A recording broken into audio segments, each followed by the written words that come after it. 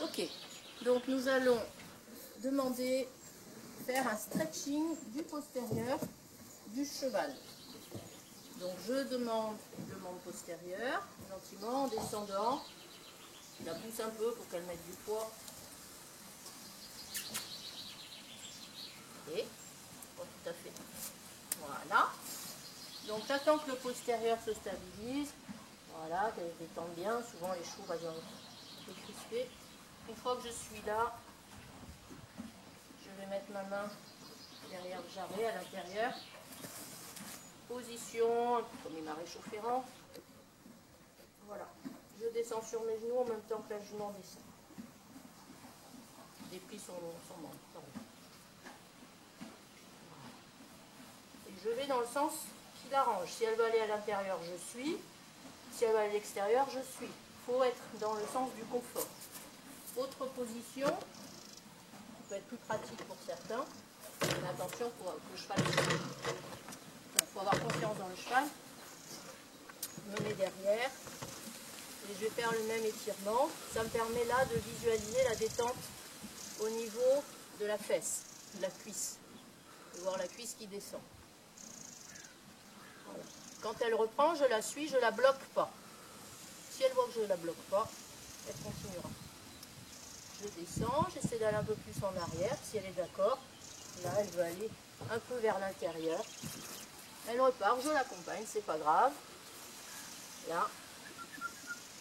Ah. Petit incident technique. Après le petit intermède crottin, ça fait partie des choses qui arrivent. Donc j'avais fini de vous montrer l'étirement vers l'arrière. Je vous disais qu'il ne fallait pas bloquer la jument. Donc là, en l'occurrence, c'était parce qu'il fallait la laisser faire son crottin. Donc je vais reprendre et repartir sur l'étirement vers l'avant. Donc même principe, je prends le postérieur, je laisse le cheval se détendre, trouver sa position de confort, c'est-à-dire l'endroit où il ne bouge plus, où il s'équilibre.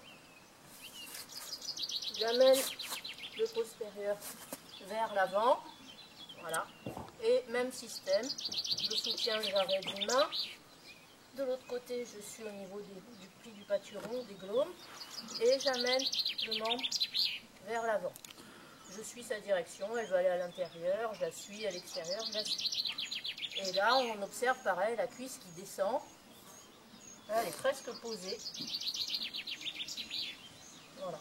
Plus je vais aller loin dans cet étirement, plus je vais solliciter la flexion au niveau de la zone thoracolombaire.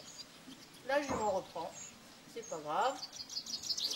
Je laisse faire, je la laisse se détendre. Et je vais redemander le mouvement.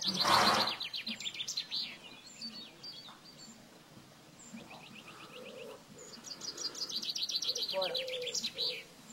On peut bien voir la cuisse qui détend, qui signe de détente. Et je la laisse poser tranquillement son pied.